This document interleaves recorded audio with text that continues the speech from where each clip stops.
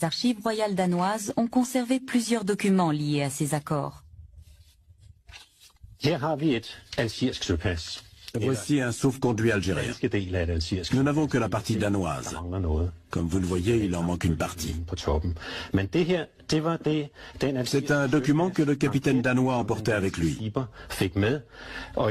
Ce sauf-conduit date de 1838. On est déjà quasiment à la fin de l'existence de ce système.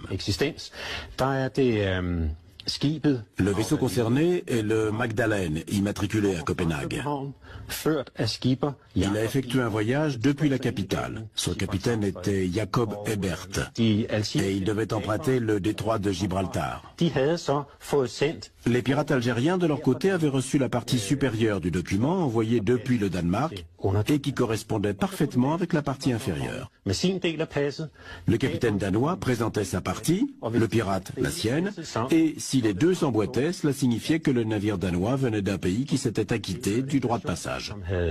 Le roi avait payé, donc le bateau pouvait naviguer librement.